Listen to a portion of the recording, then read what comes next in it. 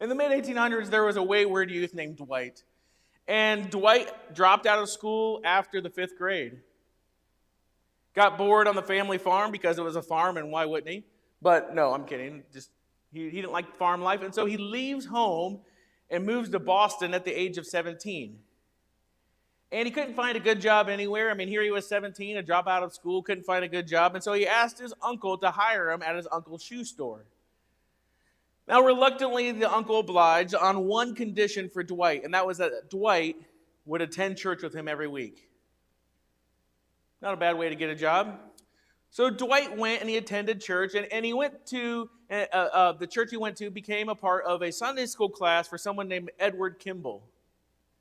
And Edward Kimball, actually, this is a picture of one of the Sunday school classes. It was kind of like just boys that were kind of rough around the edges and just kind of, on the streets. And Edward Kimball had a heart for young men and boys, and so he had the Sunday school class. And a little while later, after Dwight had been attending the class, Mr. Kimball stopped by the shoe store.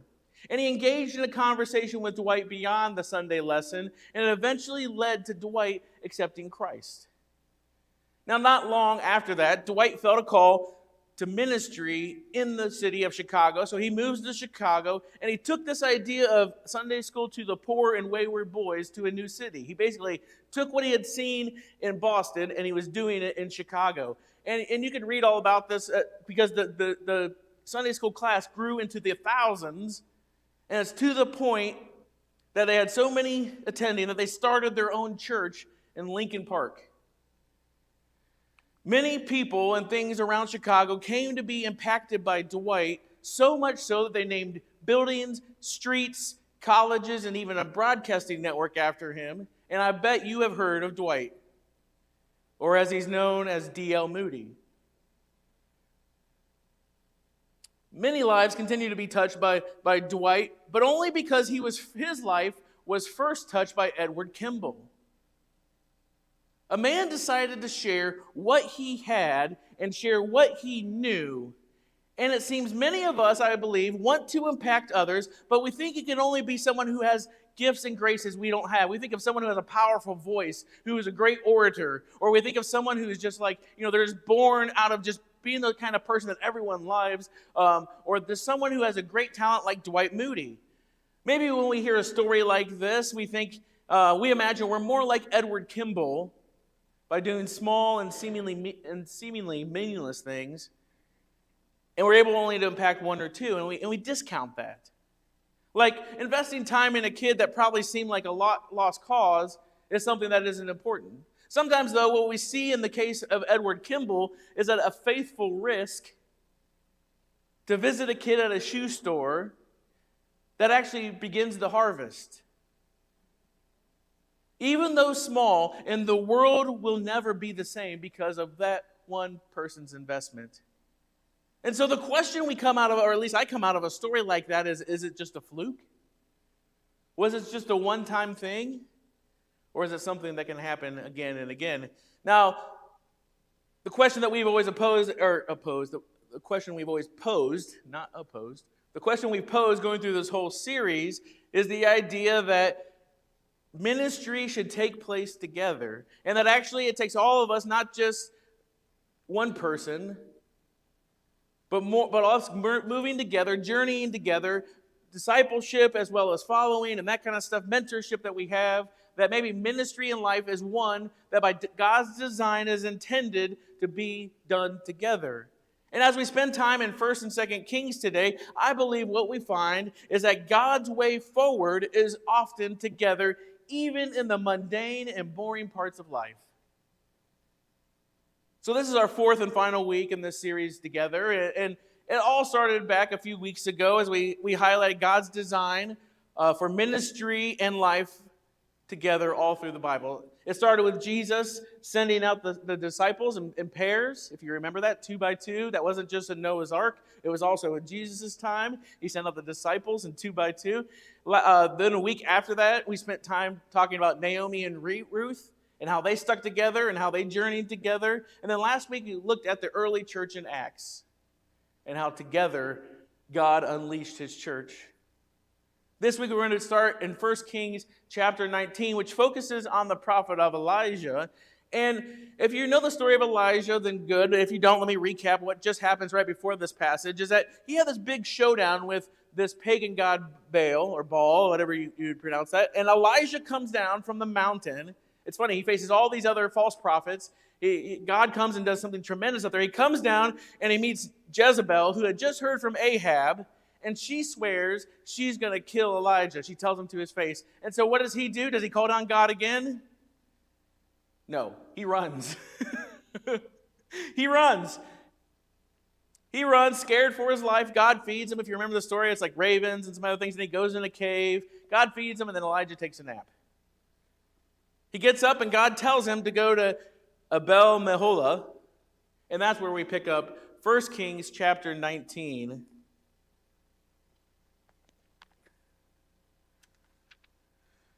Beginning in the 19th verse. And here's what we read. So Elijah went and found Elisha, son of Shaphat, plowing a field. There were 12 teams of oxen in the field, and Elisha was plowing with the 12th team. Elijah went over to him and threw his cloak across his shoulders and then walked away. Elisha left the oxen standing there, ran after Elijah, and said to him, "First let me go and kiss my father and mother goodbye, and then I will go with you." Elijah replied, "Go on back, but think about what I have done to you." So Elisha returned to his oxen and slaughtered them. He used the wood from the plow to build a fire to roast their flesh. He passed around the meat to the townspeople, and they all ate. Then he went with Elijah as his assistant. In the midst of this ancient story, I think we see an ancient Edward Kimball in the person of Elijah. Now, this isn't a case of some unknown adult, but Elisha later asked and received twice the blessing that Elijah received, all because of this, in part, all because of this initial action of following God's directive. Can you imagine if Elijah had went out and he said, "Well, I looked for him all day and all night, and I gave up, I couldn't find him"? We'd be missing a whole section of the Bible. Or what if he showed up and he said, Elisha, and he threw his cloak on him, and Elisha just said, "No, I'm good. I'm comfortable. Did you not see my 12 oxen out here?" That'd be like, he shows up and he has like 12 Cadillacs sitting there. I mean, because that was a sign of wealth. 12 teams of oxen. Can you imagine if he said, "Do you not see what I've got? Like, I've got it pretty good, Elijah. I'm not going to follow you." But Elijah, he follows through and he puts his mantle or his cloak that represented his unique calling and closeness to God on the shoulders of Elisha. He puts them on the shoulders, and Elisha responds in a very unique way. He takes the oxen he was just using them to plant seeds. He kills the oxen, and then he cooks it. He has a big old barbecue. I mean, he must have been from like Kansas City or Texas or something, because he has this big barbecue, and they decide to have some ribs and some steak, and he feeds all the town people. I mean, I think if it was me, I'd be like, okay, I might kill the oxen, but then I'm going to pack up some food to take with me, more than I am going to cut up some steak just to feed all the town. But he feeds the town people. Now, this shows us, I think, a few things about what's going on here. First, that Elisha was willing to respond to the calling of God that came through a person of God. Right? Is that he responded to that. It didn't say that God told him. It said that God had told Elijah, who then told Elisha, "God has told me this." It also demonstrates what Elisha's long-term plans are, doesn't it? Elisha didn't hold the oxen back just in case the whole God's call thing didn't work out. Wouldn't you think he might have been smarter to do that? Like, he said, "Come and follow me." And he said, "Okay, well, just in case that doesn't work out, I'm going to put these oxen over here in the pen." But Elisha didn't do that. He actually just completely says, "I'm going to be decisive in this. I'm going to respond to this call." And he gives it all up and says, "I'm not even having a plan B. I'm just going with the plan, which is to follow God's call." There's a decisiveness to his response and a finality to the totality of the call. He takes what represents his old life, this life of planting, this life of farming. It was a good life, but that was his old life. and he turns it into fuel for a fire, and he takes the rest of the townspeople, and he leaves that old life behind. Doesn't he? What's his retirement planning? Not in the oxen. It's in following God. Elisha is all in and surrendered to what God is calling him to. He has no plan B. He has no other plans. Is it possible that the call of God on our lives might cause us to give up any plan we may have crafted for ourselves to take care of ourselves? Have you ever thought about that? That God might actually be calling you to something, and the thing that's holding you back is you saying, let me get my affairs in order. Let me set up in case that's not going to work out. Is that God might call us to give up the plan that we have for our life for the plan that He has for us. I don't know about you. I can give testimony to that. I never planned on being a pastor. I still wonder why in the world I'm a pastor. Other than I am sure beyond a shadow of a doubt that God called me to that. I had a degree in IT. I had a good job in IT. I had all kinds of stuff lined up for the rest of my life of what I was going to do in the IT world. I was going to work in databases and do all kinds of stuff with that. I mean, it sounds awesome, doesn't it? I mean, you wouldn't be bored by that at all. I'm sure I can tell you how query works. It's great stuff. But I plan on doing that. It's almost like God didn't care, except that He's let me use that for other things. Because there are times in your life when your plans might not be God's plans, or your plans might have just been for a time, and there's a new season that God's calling you to. And so we see that in the life of Elijah. This story reminds me of one that we find in Mark chapter 10, where a young man approaches Jesus, and he asks, how do I inherit eternal life? Now, Jesus speaks about the commandments and says, follow the commandments. And this young man who's also rich says, I've already been keeping the commandments. But Jesus points out one thing he's been missing. And that's when Jesus tells him, sell all you have and give it to the poor. The rich young man thinks about that, and he leaves with his stuff, but he doesn't leave with Jesus. It's quite a contrast to Elisha and what Elisha did here. Imagine if God's prophet came and threw a cloak on you.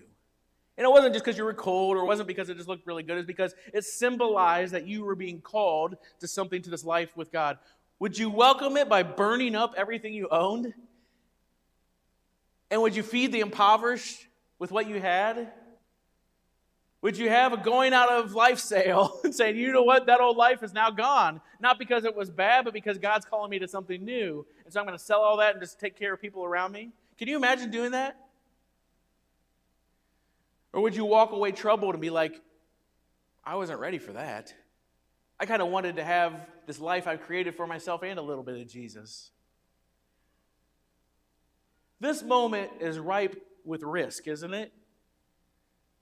A moment where you're called is ripe with the idea of risk, of an endless list of what if.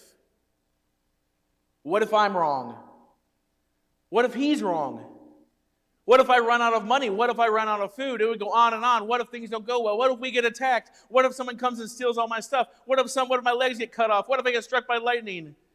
I don't know about you, but when I learned to drive, I would have people in my life, and one of them might have been my mother. Hopefully she's not watching or she won't care I tell this story. But she would say, are you going to go out? It might snow tonight. And I'd say, well, it might not. Yeah, I'm going out. And so I would start joking around with her. She'd say, are you going to go out? It's supposed to be, there's a chance for ice tonight. And I said, well, there's a chance for lightning. I might get struck too, but I'm going to go ahead and go out. But there are some times, and she was, being good, being nice to me, but there are some times where we get caught up in all the things that might go wrong that we miss what might go right. So we get stuck in analysis and saying, well, this could happen and this could happen. And I'm saying there's nothing wrong with taking a look at something. I mean, Jesus said, count the cost. But sometimes we get so caught up in what could go wrong that we miss out on what could go right. Sometimes we think, you know what? If we just heard from Jesus, someone came to us and we're just kind of like, I'm not sure, Jesus. If I could just hear directly from you audibly, then I'd obey, I promise. But you know what? This rich young ruler, who did he hear from? Jesus. And he didn't follow him. He left dismayed and saying, I wasn't expecting that. But not Elisha. It's almost like he's wiping his hands clean of any semblance of an earlier role in life. And so Elisha begins to follow Elijah for some on-the-job training. And they have an awesome barber, we can all tell. But they follow each other, or Elisha follows Elijah. And we jump into 2 Kings now. We're turning a whole another chapter. 2 Kings chapter 2 is where we find some more of this story. We find Elisha following Elijah. 2 Kings chapter 2 and this second verse. And it says, And Elijah said to Elisha, Stay here, for the Lord has told me to go to Bethel. But Elisha replied, As surely as the Lord lives and you yourself live, I will never leave you. So they went down together to Bethel. The same scene, if you read later in that chapter, the same scene repeats. Starts at Bethel, goes to Jericho, and then on to the Jordan River. Each time, Elijah says, Hey, I'm going to this place. If you don't want to come, you don't have to come. And so what I imagine is that because there isn't a whole lot written about what was happening in each of those situations, and that a lot of things might have not been happening, but maybe it was the idea that, you know what, we've been there 100 times. You've already seen what I do in Bethel. You've already seen what I do in Jericho. You've already seen what I'm going to do at the Jordan River. So if you don't want to, it's okay. You can stay here. I feel like Elijah is giving Elisha an out. And saying, hey, man, I'm just going to be doing a bunch of boring things. Most of it's going to involve walking. You've been there, done that. If you don't want to go, there's not going to be any hard feelings. Elijah is giving Elisha a pass on the mundane, everyday stuff of life. And he might have even thought, you know what? Maybe it's not going to benefit you. Maybe it's not going to be efficient for both of us to go. You could stay here. I think a lot of times for many of us, and maybe I'm just speaking for myself and projecting onto you all, I hope not, but I know for many of us at times is that we can take the bait of ejecting at the first chance we get. So if someone says, hey, you know what? We don't really need you there. You can go ahead and go do something else. We're like, okay, I didn't really want to come anyway. I have a whole list of things I got to do, and so I'm going to go do that. Like, I didn't really want to be bored sitting there for 2 hours welcoming kids anyway. I didn't really want to be sitting there, coaching a game because that would be pretty boring. I don't want to come to a celebration. And so I'm kind of injecting some things there that are probably more than what's going on. But I just want to say sometimes the things that sound really boring might have more contained within them than we might think. Because I believe in these moments of just the mundane, everyday stuff that Elijah is sharing in life with Elisha. And I would guess probably of it is structured like Elijah has his plan, like I need to tell you about this, this, and this. But most of it wasn't. It was just an observing his life, living life together. But Elisha is committed to stay with Elijah, and not just to stay, but to be super close. Like they was all up in his personal space. You ever met somebody like that? Like they're talking to you and their nose is almost touching your nose, and you're like, whoa. You need a breath mint about a foot back. But these dudes, man, they were close, I imagine. I imagine they built bunk beds so they could have room for activities. Like they were excited that they became best friends because all of a sudden what's going to happen is they're going to spend their life together. And they're going to do stuff together. And they're just tied together. You would not see one without the other. It was like they were together. And so because Elisha goes with Elijah, then we get to see something cool happen in verse 8 of chapter 2. Here's what we read. It says, Then Elijah folded his cloak together and struck the water with it. The river divided, and the two of them went across on dry land. See, if Elisha had taken the bait and just said, okay, cool, you're going to go on, I'm going to sit under the shade, would he have been able to see and experience that? The splitting of the water if he had stayed back? No. I wonder if it is possible that we miss the things of God because they're wrapped up in the ordinary and the mundane. That we're happy to come to church because we want to see something happen. And look, I pray that something happens every Sunday to us and through us too. I pray that. But sometimes it doesn't always happen in a church building. It can happen on a volleyball court. It can happen in your car. It can happen in your house. It can happen in your neighborhood. It can happen in your front yard, your backyard. It can happen at the grocery store, the gas station. It can happen at work. It can happen in the break room. It can happen anywhere because we have a God that isn't contained to a building. And if he is in you, then guess what? He's with you anyway. So sometimes when we talk about where 2 or 3 are gathered, it's because the 2 or 3 showed up with God in them, and he's there too. And so is it possible that sometimes we're looking like, well, God can't do anything in that, and we just check out because we can, because it's not that comfortable. But I heard someone say things can either be easy or they can be significant. And I think a lot of times things can either be comfortable or they can be impactful. Elisha then goes to see Elijah taken in a chariot of fire up into heaven. I can't even imagine that. I don't know how many times I've really seen a chariot, except for in the movies. But to have it engulfed in fire and to see it to go into heaven, I mean, can you imagine what that would have looked like? Like that would have just been, I don't know, crazy if nothing else. It had to have changed lives. Or if nothing else, it changed Elisha's life. We see further down in that chapter in verse 13. Here's what we read. Elisha picked up Elijah's cloak, which had fallen when he was taken up. Then Elisha returned to the bank of the Jordan River. He struck the water with Elijah's cloak and cried out, where's the Lord, the God of Elijah? Then the river divided, and Elisha went across. Elisha takes what Elijah had physically left for him, and he carries on the legacy. It's like he had passed a baton. He carries on the work all for the name of God. But more than this reality that we see, or more than that, is the reality which Elisha was already living into the legacy of Elijah and how he had trained him. Whether that was intentional training or simply training that is happening as they were living life together, the same God that was with Elijah is the same God that's there for Elisha. The same God that we read in the stories of the Bible is the same God with you today. And so don't think that's just for them back then. Don't think that's just for my grandparents. Don't think that's just for my parents. It might not look exactly the same as people you know have experienced, but it's the same God. And he is able to do far more than you can think of or imagine, wish for, or even know to want. And so what I see here is a confirmation on Elisha that the same God is with him. And so Elisha is outgoing full force into the life and legacy that he saw Elijah live. And you and I are called in the same life and legacy that we read about Jesus living.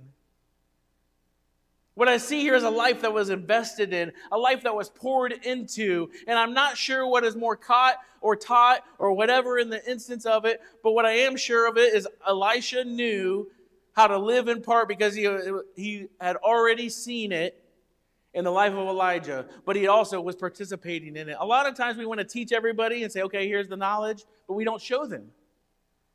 Have any of you ever volunteered for a class at a church, probably not this church, but another church that wasn't as cool as this church, and they said, here's the curriculum, good luck?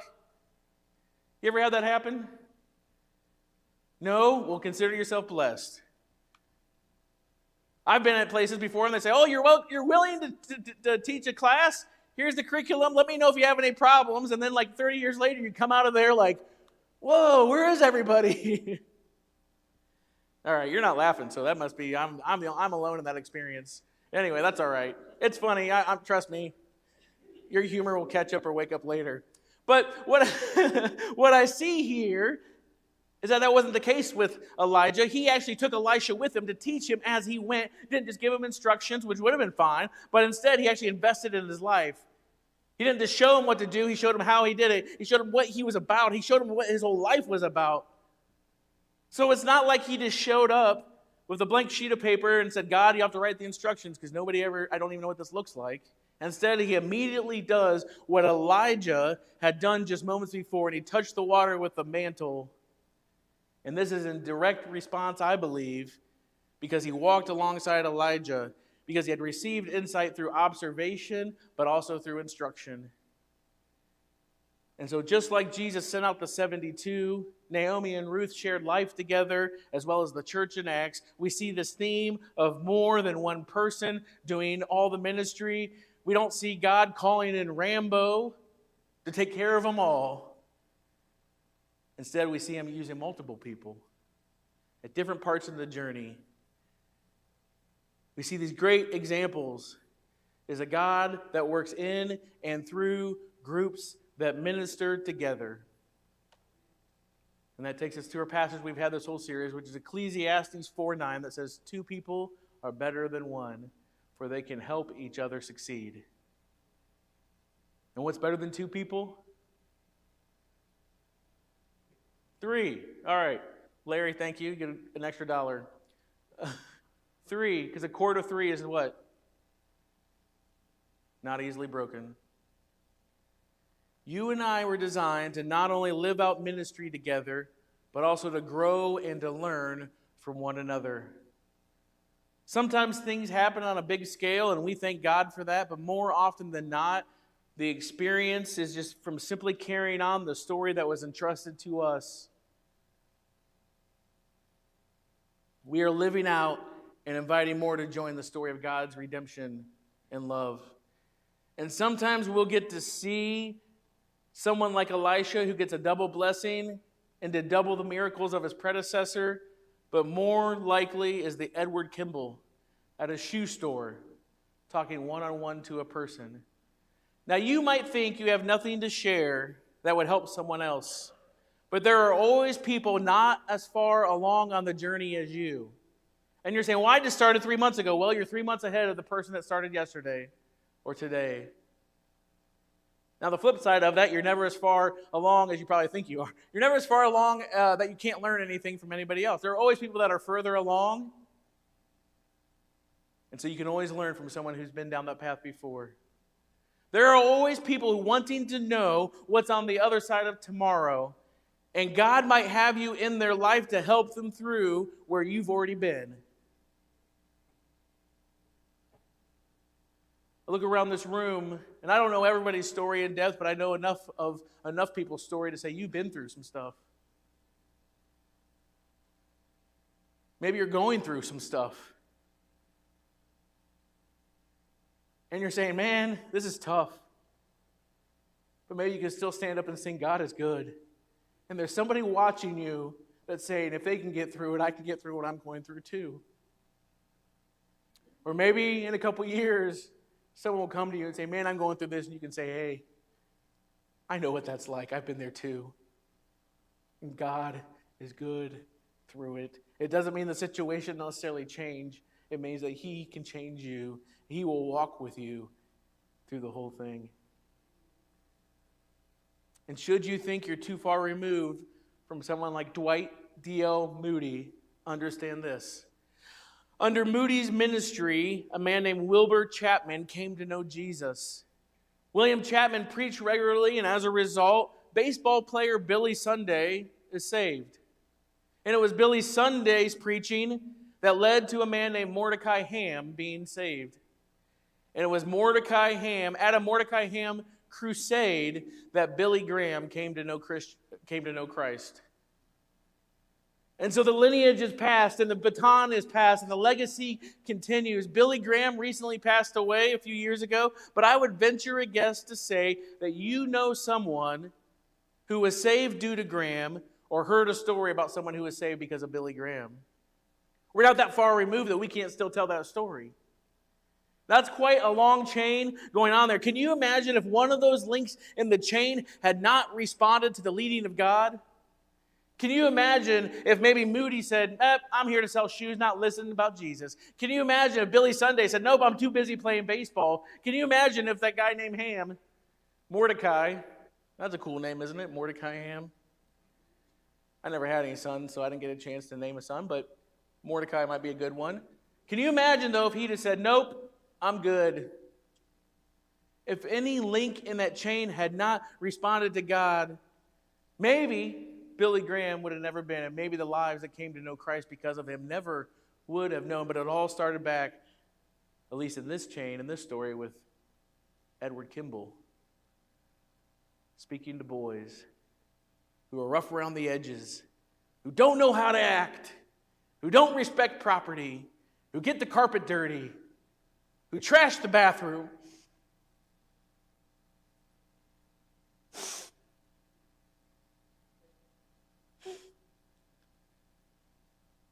Who in our life are we discounting that might be the next Billy Graham, that might be the next D.L. Moody, that might be the next you, that might be the next me, that might be the next person chasing after God?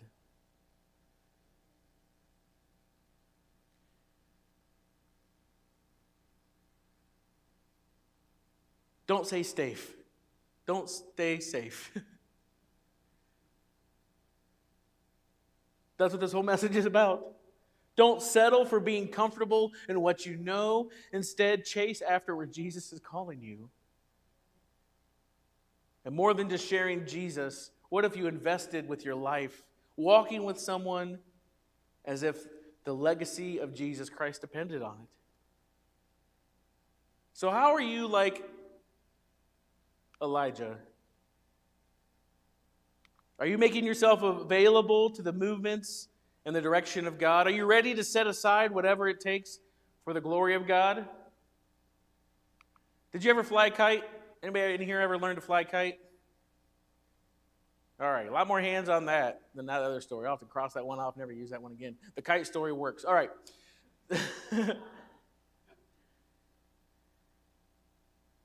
A kite can only fly when you make it available to the wind. There are plenty of days filled with wind where a kite might fly, but until that kite is made available for the wind to use, then it's just going to be in a package or on the ground somewhere. It's not going anywhere. And the same is true for us. Are we making ourselves available to learn from others, to be discipled, and to be mentored like Elisha? And are we also open to be like Elijah, where we're looking for people that God is putting in our path to invest in? Sometimes what happens is we meet people in our lives and we're saying, God, why is this person in my life? They're so mean to me. They're so nasty to me. They're not giving me anything. I'm not learning anything from them. And maybe God would say to you, I have you there for them. They're not there for you. You're there for them.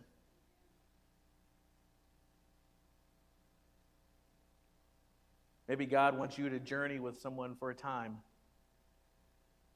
God directs you to invest your time and energy, and God has there to encourage and to let people know that you're there with them. You're in the foxhole. You're in the trenches. You're going to go through it with them. Is there anyone God may want you to be an Elijah to? Not because you know it all, but because He does. This idea of being together isn't just a get along to go along idea. It's a God-created and breathed pattern. And although getting time alone with God is biblical and it's good, it's not the full or complete picture that the Bible paints of God's people. We are designed for worship and life together, together with God and together with one another. One of those ways that we celebrate that is through the Holy Sacrament of Communion.